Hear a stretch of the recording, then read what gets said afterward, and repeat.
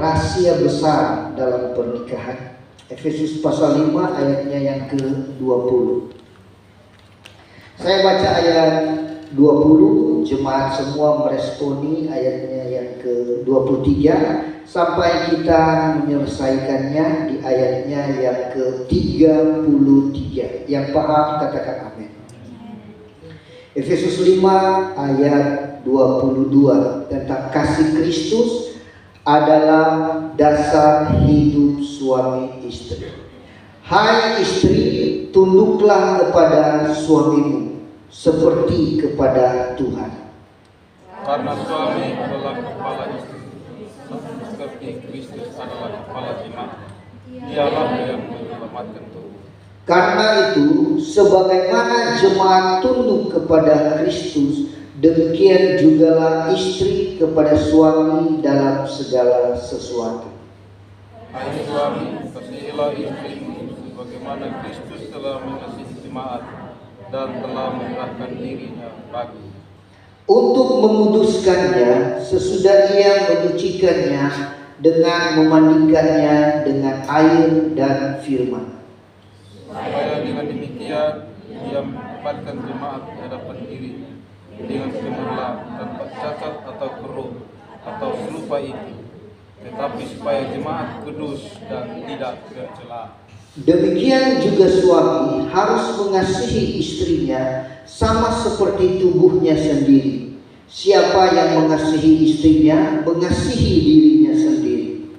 Sebab tidak pernah orang membenci tubuh sendiri, tetapi mengasuhnya dan merawatnya sama seperti Kristus kepada jemaat. Karena kita adalah anggota tubuhnya. Sebab itu kita akan meninggalkan ayah dan ibu yang satu istri, sehingga keduanya itu menjadi satu. Rahasia ini besar, tetapi yang aku maksudkan ialah hubungan Kristus dan jemaat.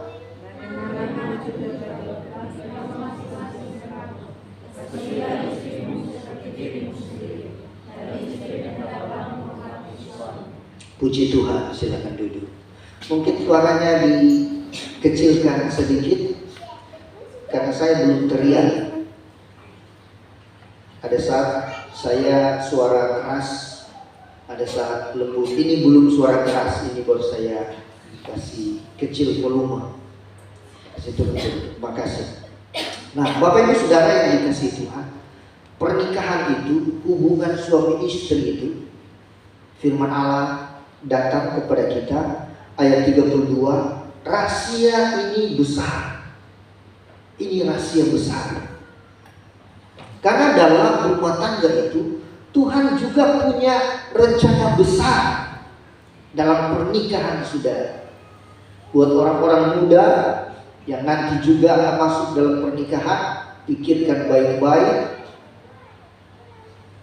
taruh di dalam hati baik-baik bahwa saat kita akan masuk dalam pernikahan itu Tuhan punya rencana besar dalam diri kita, dalam pernikahan, dalam rumah tangga. Rahasia ini besar, tetapi yang aku maksudkan ialah hubungan Kristus dan jemaat. Nah, pertama kita akan melihat, karena rahasia ini besar, maka kita harus ada dulu dalam panduan pernikahan Kristen yang ada. Biasa ini sudah ada dalam penggembalaan. Ini harus ada dulu, dasarnya harus benar dulu. Dasar harus benar. Pernikahan yang diinginkan oleh Tuhan sesuai dengan kehendaknya, yaitu saya dapatkan ini, saya katakan ini syarat pernikahan. Diawali dulu dengan syarat pernikahan yang benar ini. Nah, yang pertama, pernikahan Kristen yang benar itu adalah kudus, diberkati oleh Tuhan. Nah, jadi kalau urusan pernikahan kita belum sampai diberkati, itu belum. Ya, biasanya ada pinangan. Pinangan itu baru persiapan. Ya. Tradisi kita ada istilah terang kampung, itu baru persiapan. Itu legalnya itu baru di hadapan manusia. Tapi yang legal, yang kudus di hadapan Tuhan yang harus diberkati. Nah, ini harus ada. Dan sekarang kita melihat keluarga baru ini, mereka sudah diberkati dalam pernikahan mereka. Dan ini sifatnya terbuka. Sebab itu pernikahan Kristen tidak ada istilah pernikahan sembunyi-sembunyi. Ada yang dengan bahasa mereka, kebenaran yang menurut mereka baik, dengan istilah kawin siri. Kaget-kaget ini, kenapa dong ada sama-sama? Dengan alasan, oh sudah, kami sudah kawin siri.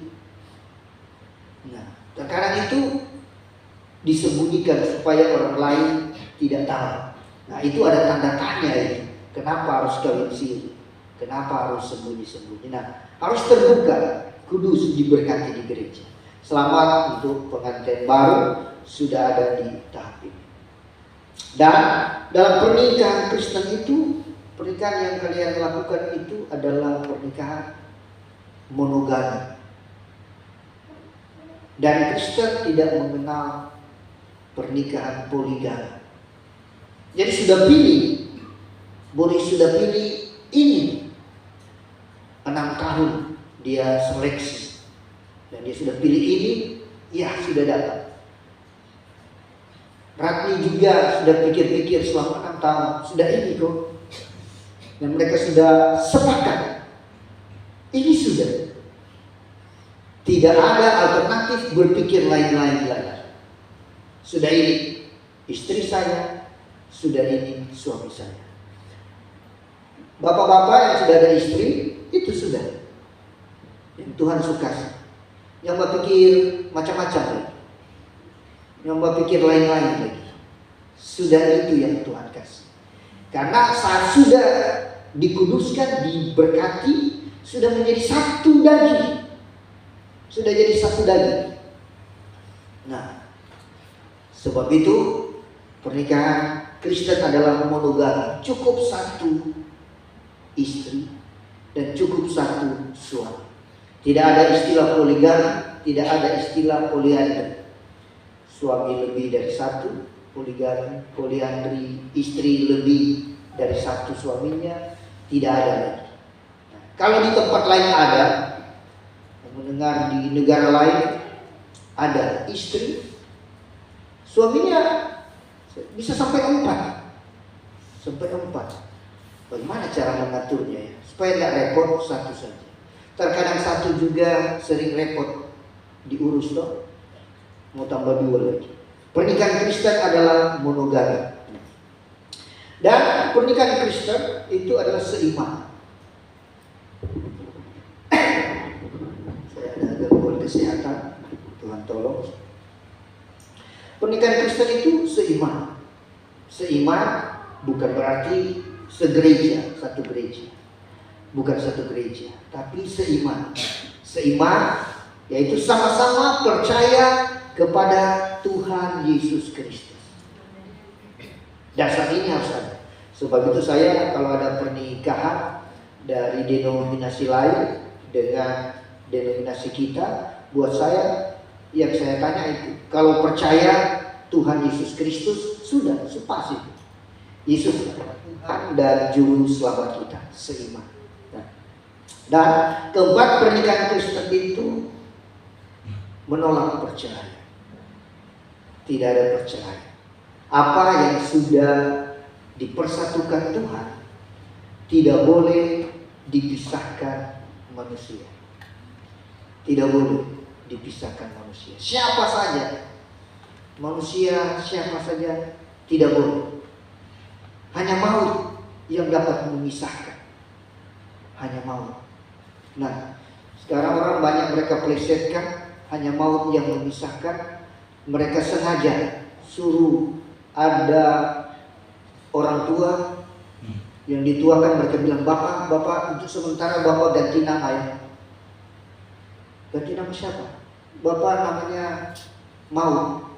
Bapak Maut, nanti berikut kembali nama lain, tambah nama lagi. Jadi cuma bapak ini katanya, bapak maut yang bisa pisahkan. Sudah, tidak seperti itu. Hanya maut yang bisa pisahkan. Jadi ini pilihan kalian zaman ini.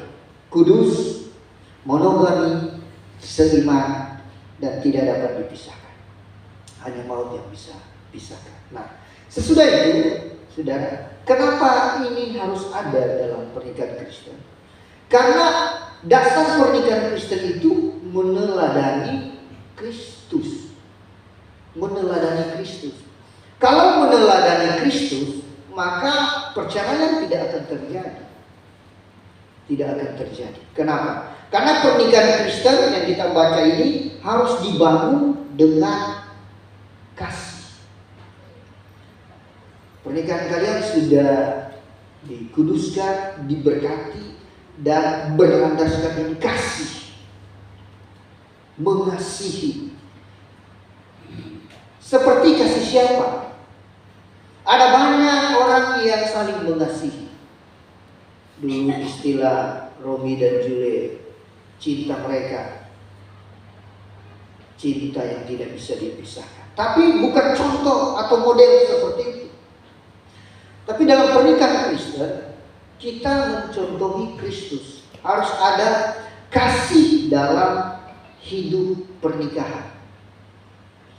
Suami mengasihi istri, istri mengasihi suami. Di dalam ayat terakhir yang kita baca ayat 33 tadi, bagaimanapun juga bagi kamu masing-masing berlaku. Ini prinsip ini berlaku. Kasihilah istrimu seperti dirimu sendiri, dan istri hendaklah menghormati suaminya. Nah, harus ada kasih. Kasih seperti kasih yang dimiliki oleh Kristus. Maka suami harus mengasihi istri seperti dia mengasihi Kristus. Ini rahasia besar. Demikian, istri akan menghormati, akan tunduk pada suami seperti dia menghormati dan tunduk kepada Tuhan. Kita tidak dapat berkata bahwa yang penting saya mengasihi Tuhan, saya tidak bisa mengasihi pasangan saya lagi. Tidak boleh demikian. Karena kasih Tuhan itu, dia mengasihi kita apa adanya. Apa adanya. Tuhan mengasihi kita sejak kita dari hancur-hancuran, sejak kita dari rusak, sejak kita berdosa, sejak kita kurang bernilai. Tuhan mengasihi kita, dia menerima kita apa? Maka kasih ini kita harus pakai, terapkan pada pasangan kita. Kalau sekarang pasti pasangan papi ganteng, Ratni cantik, nah orang mulai mau pantas. Memang mereka ganteng dan cantik jadi bagus suka. Tapi berjalannya waktu, ini bisa berubah. Bisa berubah. Nah, bisa mulai hilang gantengnya karena faktor usia, atau karena sudah ada anak-anak, atau ada sakit. Tapi kasih Kristus tetap tidak berkurang, tidak luntur. Kalau pakaian bisa luntur, nah, tetap pas. Dan kasih ini kita harus berikan pada pasangan kita. Istri pada suami, suami pada istri. Yang kedua, dasar pernikahan Kristen ini harus lihat contohnya, modelnya adalah Kristus, yaitu yang kedua, mengampuni. Jelas dikatakan di sini, sama seperti Kristus. Pasti dalam perjalanan kita akan menemukan ini. Tidak mungkin pasangan kita sempurna. Kalau pasangan kita sempurna, kita tidak akan dapat. Tidak akan dapat pasangan yang sempurna. Karena kalau sudah sempurna, Tuhan sudah angkat. Sudah sempurna, Tuhan sudah angkat. Pasti tidak ketemu lagi. Karena belum sempurna ini, maka seperti Kristus mengampuni kita. Kita mungkin setiap hari buat salah pada Tuhan, sengaja atau tidak sengaja, direncanakan atau tidak, dilihat orang atau mungkin tidak dilihat orang. Tapi saat kita datang kepada Tuhan, kita minta ampun, Tuhan berikan pengampunan. Khotbah Ibu Pendeta di Baak 70 kali 7 kali. Itu dalam sehari. Sudah. Artinya datang, minta maaf, Tuhan memaafkan. Nah, ini juga yang harus kita pasang, berikan, kita pakai pada pasangan kita. Harus terus saling memaafkan. Suami pada istri, istri pada suami. Nah, dengan demikian akan tetap harmonis dan langgeng. Kalau orang lain tidak bisa maafkan, apalagi pasangan kita. Jadi pembelajaran, kalau ada yang salah, jangan simpan di pikiran, apalagi simpan di hati, dikomunikasikan. Biasa kalau simpan terus, saudara, iblis tahu apa yang kita simpan. Nanti dia mulai berbicara. Iblis mulai berbicara. Kayaknya bepung suami son sayang beta lagi. Tadi dia marah beta, dia son sayang. Oh betul. Iblis mulai berpanjang apa yang sebenarnya harus diselesaikan. Kita harus mengampuni. Sebab itu ada standar pengampunan. Kalau boleh jangan sampai matahari terbenam. Supaya kubur dilupakan. Kita kubur itu, kita ampuni. Tidak usah ingat-ingat kesalahan. Karena nanti juga kita akan sama-sama lagi. Lebih cepat diselesaikan, lebih baik. Harus saling mengampuni. Seperti Kristus mengampuni. Nah, yang ketiga, apa yang sudah kita baca tadi semua ada, yaitu rela berkorban. Pasangan itu harus rela berkorban. Seperti Kristus yang berkorban buat jemaat. Ini contohnya. Suami juga harus berkorban untuk istri. Harus berani berkorban. Nah, istri demikian juga harus rela berkorban untuk suami saya. Untuk suami sendiri harus rela berkorban. Nah, korbankan apa yang mungkin menjadi kesenangan kita, kebiasaan kita untuk pasangan kita, kita samitkan itu supaya pasangan saya senang. Oh ini dia tidak mau, ini dia tidak suka. Rela berkorban. Itu merendahkan diri, sama seperti Kristus. Ada di tempat yang tinggi, Kristus turun ke dunia. Itu berkorban untuk bisa menjumpai jemaat, untuk bisa ketemu dengan kita. Kristus berkorban. Jadi suami harus berkorban, harus rela, rendah hati. Istri juga demikian. Nah, kalau tiga hal ini ada, maka rumah tangga akan menjadi bahagia seperti yang diinginkan oleh Tuhan. Harus rela berkorban, saling menolong, harus setia. Saudara, ada orang kalau di luar dia jago berkorban. Kalau di orang lain dia suka berkorban, suka memberi. Dia suka tolong orang lain. Tapi kalau pasangannya sendiri, dia pelit lagi. Padahal pasangannya sendiri. Apalagi kalau sudah berumah tangga, sudah ada anak-anak dalam rumah tangga kita. Jangan kita kasih tunjuk di luar sana, kita baik, suka berkorban, suka memberi. Tapi istri anak atau suami anak terabaikan di rumah. Itu namanya makam puji, supaya dilihat orang hebat di luar. Ada suami, ini saya dengar dari gembala, orang pe istri dia suka kasih uang, tapi istrinya di rumah dia buka keelan. Gembalanya yang cerita, oh yang di jemaat itu, dia kalau di pasar ketemu orang-orang minta apa dia kasih. Orang pe istri kita, oh ada sudah. Tapi di rumah kakek pelit, nggak mau kasih istri, nggak mau kasih suami. Tapi pasangan yang diberkati Tuhan harus rela berkorban, rela berkorban. Terkadang sudah dapat buah naga di Baak, Bapak Boris dapat buah naga, cuma satu. Sebenarnya saya semua makan, luar biasa. Kayaknya Mama Ratni suka, yang lebih suka. Dia berkorban, dia simpan.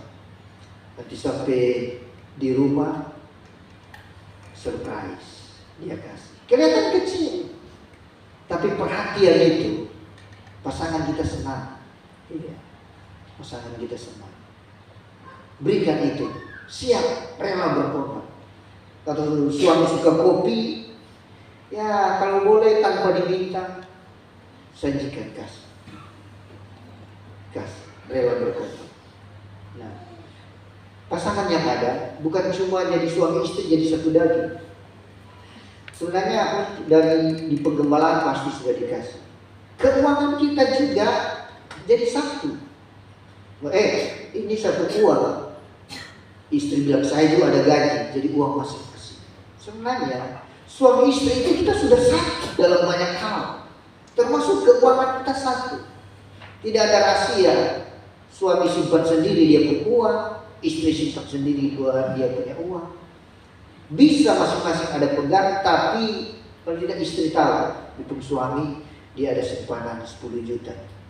Jangan kaget-kaget dia perlu, Pak kita beli ini, so habis.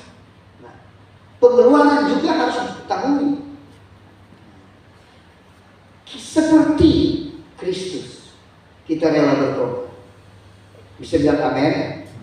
Nah, dan kita melihat dalam kebenaran firman, ini rahasia pernikahan itu supaya bisa dimuliakan bersama-sama. Tuhan ingin kita dimuliakan. Kita dari kotor, kita dari berdosa, tebus kita, dia rela berkorban supaya kita ini bisa dimuliakan, bisa berarti hidup kita. Apa yang kita baca di sini, seperti Kristus, dia rela berkorban dan dia mau jemaat kudus dan tidak bercela. Artinya dia ingin mengangkat derajat kita. Biar para pasangan nikah saling mengangkat derajat. Jangan karena kita, pasangan kita orang hina ini. Orang bisa hina pasangan kita, tapi istri harus tetap memuliakan suami. Suami harus tetap memuliakan istri, supaya kita dimuliakan bersama-sama. Harkat kita terangkat sama-sama. Jangan saat susah sama-sama. Setelah sudah diberkati, istri di belakang. Ada orang jangan-jangan saya lihat dia tidak suka bawa istri. Nah, saudara. Jadi orang cuma kenal, oh bapak ini, dia hebat. Harus sama-sama. Karena kehebatan seorang suami itu tidak lepas dari topangan kehebatan seorang istri. Supaya kita sama-sama sudah menjadi satu. Orang lihat, oh bapak ini mungkin jadi manajer, mungkin jadi guru, jadi pejabat. Sama-sama dimuliakan dengan pasangan kita. Yang selalu bertanya, orang bertanya, Pak ibu di mana? Oh di rumah. Ibu di mana? Oh ada masak-masak di rumah, ada bersih-bersih. Saudara, harus sama-sama. Jalan sama-sama. Saya suka aja istri saya jalan sama-sama. Sampai kadang-kadang istri saya bosan jalan dengan saya. Harus dengan saya kok. Ya, saya ajak. Kalau tidak mau ya jalan sendiri. Tapi jujur istri saya tahu, saya jarang jalan sendiri dan tidak suka jalan sendiri. Biar ada uang, saya siap akan sama-sama berbagi. Biar ditumpang di mana, saudara. Supaya kita dimuliakan bersama-sama. Karena istri itu adalah pewaris kasih karunia.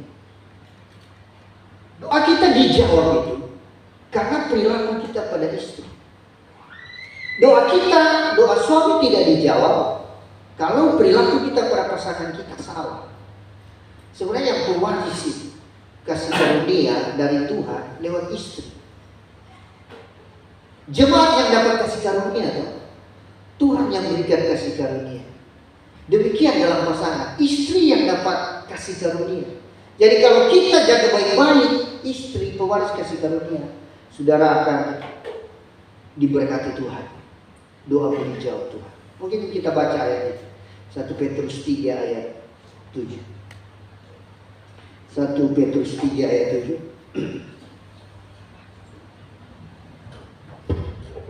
Ya. Bapak-bapak saya baca. 1, 2, 3. Demikian juga kamu, hai suami-suami, hiduplah bijaksana dengan siapa? Istrimu, bukan istri orang. Sebagai kaum yang lebih lemah, hormatilah mereka sebagai teman pewaris apa? Pewaris dari kasih karunia, yaitu kehidupan, supaya apa? Doamu jangan terhalang. Wah, istri ini hebat ternyata. Banyak kali kita bapak-bapak suruh doamuku. Tuhan tak jawab. Karena Tuhan bilang beres dulu dengan istri. Buat istrimu senyum tertawa, jangan kau tertawa terbahak-bahak di luar sana bercerita dengan orang, tertawa, senang, saya dapat ini, tapi senang dengan teman-teman di luar. Istri di rumah lagi capek kerja, istri capek kerja, suami senang-senang dengan orang. Harus sama-sama senang. Susah juga harus sama-sama. Sebab itu janji nikah mereka susah sama-sama, susah senang juga sama-sama, sakit sehat. Saya sedikit terberkati. Saya pinjam kesaksian ya Pak Adam ya. Saya mau saksikan di tempat lain kalau saya berhubung. Pak Adam dapat COVID, masuk rumah sakit, karantina. Ibu Adam ikut, deng-deng sama-sama kita karantina. Nah, walaupun protokol kesehatan, oh jangan ibu, nggak boleh. Tapi ibu Adam bilang, sonde sama-sama, biar dua-dua kena sama-sama. Dan lewat kesepakatan itu, kekuatan itu, COVID kalah. Banyak orang yang tidak sama-sama, kasihan. Sudah innalillahi, sudah maut memisahkan. Karena sendiri di ruang karantina itu stres. Mestinya suami kalau jauh dengan istri itu stres. Kalau jauh itu stres, ingin cepat-cepat dekat. Istri juga mestinya begitu. Suami ada kerja di luar, ingin cepat-cepat kembali. Jangan kebalikan. Kalau suka ketemu istri beta stres. Kalau suka ketemu suami beta stres, tidak. Kalau sama-sama hilang stresnya, kita saling mengisi kekosongan yang ada. Bisa bilang amin. Nah, kita diberkati, dimuliakan bersama-sama karena kita satu daging. Yang terakhir, hubungan kita dengan Tuhan baik atau tidak ditentukan oleh hubungan kita dengan pasangan kita. Omong kosong orang, saya pelayan, saya melayani, hubungan saya dengan Tuhan saya jaga. Padahal dengan pasangannya di rumah rusak, hancur-hancuran. Omong kosong itu. Mau melihat hubungan kita baik dengan Tuhan, lihat dulu hubungan kita dengan pasangan kita. Karena ini jelas firman Tuhan. Ayat 20 ayat 32 ayat 32 dari Efesus tadi. Ini yang disebut rahasia besar. Ayat terakhir Efesus 5 ayat 32. Rahasia ini besar, tetapi yang aku maksudkan ialah hubungan Kristus dan jemaat. Kalau mau lihat hubungan kita baik dengan Tuhan, lihatlah hubungan kita dengan pasangan kita. Kalau hubungan kita di dalam itu baik, itu berpotensi besar hubungan kita dengan Tuhan baik. Tuhan menolong, Tuhan memberkati. Dan ini adalah minggu pertama pasangan ini datang masuk gereja sama-sama. Cinta Tuhan, mengasihi Tuhan, cinta baiknya Tuhan. Rumah Tuhan. Baru kali ini mereka beribadah di hari Minggu dalam status mereka sebagai suami istri. Jadi ini hari Minggu pertama mereka. Dan kiranya hari Minggu ini akan menjadi hari berkat untuk hari-hari Minggu yang akan datang. Kiranya Tuhan berkenan. Saya undang kedua mempelai yang sudah berkati, suami istri yang baru, keluarga yang baru, untuk kita berikan doa bagi mereka. Silakan maju ke depan.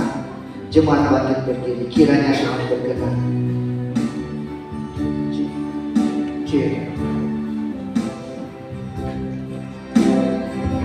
Hanya Tuhan berkenan. Berkati rumah keluarga.